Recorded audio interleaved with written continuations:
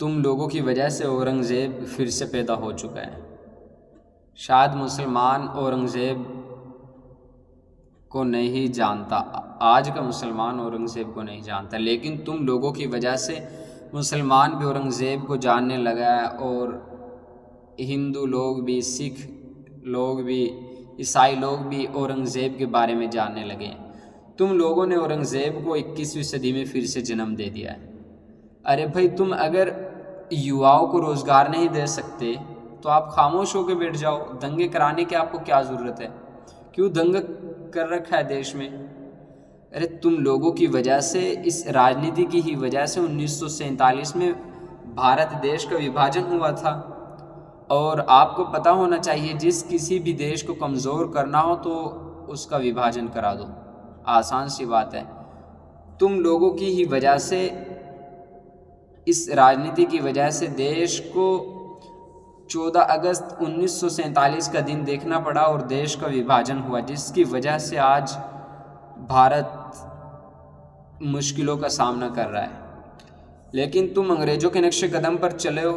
अंग्रेज़ों ने हिंदुओं के खिलाफ मुसलमानों को भड़काने का काम किया और मुसलमानों के खिलाफ हिंदुओं को भड़काने का काम किया।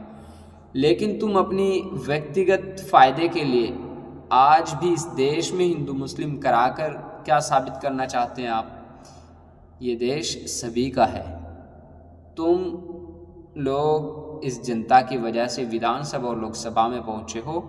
यही जनता तुम्हें आने वाले वक्त में विधानसभा और लोकसभा से बाहर निकालने का काम करेगी और तुम्हें सड़कों पर इस तरीके से दौड़ाएगी जिस तरीके से कुत्ता दौड़ता है। मेरी बात को याद रखना।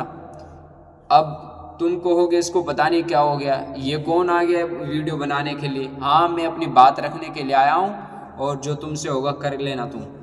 क्योंकि शहीद आज़म भगत सिंह ने कहा था, एक विद्यार्थी को पढ़ाई के साथ साथ देश में जो हो रहा है उन परिस्थितियों पर ध्यान देना चाहिए और बेबाक होकर, निडर होकर उसकी आवाज़ उठानी चाहिए और हमेशा सच बोलना चाहिए। मौत का आना और ना आना वो समय की बात है। अगर मैं अपनी बात रख रहा हूँ तो मैं रखूँगा। अगर आप मुझे जेलों में डालोगे, आप मेरे शरीर को ढकोगे, ज़मीर को नहीं। मेरी आवाज़ जो थी वही रहेगी, क्योंकि मैं अपने महान पुरुष लोगों को जानता हूँ, उन लोगों को पढ़ता हूँ और पढ़ूँगा और बोलूँगा। तो मेरी आवाज़ को नहीं छीन सकते।